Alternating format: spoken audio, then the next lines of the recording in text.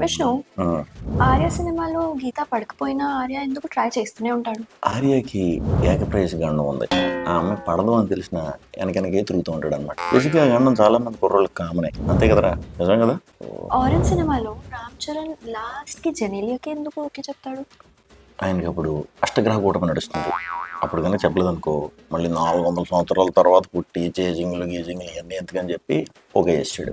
Next single సినిమాలో శ్రీ విష్ణు పాపం ఎంత లవ్ చేసినా కూడా లాస్ట్ కి ఇద్దరు హీరోయిన్ వదిలేశారు ఎందుకు? సినిమా చూడలేదా? చూశాను కానీ చెప్పు. ఆ రోజు అమావాస్య, నల్లుంగి కట్టుకోకూడదు. నల్లుంగి కట్టుకుని తిరిగాను కాబట్టి కష్టాలు. నిన్ను కోరి సినిమాలో పల్లవికి ఉమామహేశ్వరరావుకి పెళ్ళి ఎందుకు అవ్వలేదు? పాపం ట్రూ లవ్ కదా. న్యూమరాలజీ ప్రకారం మనోడి పేరు ఉమా, యుఎంఏ. యుఎంఏ అని కాకుండా యుఎంఏఏ అని పెట్టుంటే గ్యారంటీ కనెక్ట్ అయిపోయారు. 27th ఫెబ్కి వచ్చే విష్ణు విన్యాసంలో విష్ణు తను లవ్ చేసిన అమ్మాయికి వేరే అబ్బాయితో పెళ్లి చేస్తాడా? విష్ణు, నీకు తెలిసిన వాళ్ళల్లో ఎవరినైనా ఒక అబ్బాయినిచ్చి నాకు పెళ్లి చేస్తావా?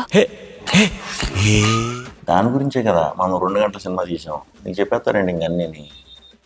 ఆ రోజు గ్రహాలన్నీ చాలా క్లీన్గా నీట్గా అలైన్ అయి ఉన్నాయి. సో మీరందరూ కూడా థియేటర్లకు వచ్చేసి ఆ విషయం ఏంటని తెలుసుకుంటారని మనస్ఫూర్తిగా ఆశిస్తున్నాను.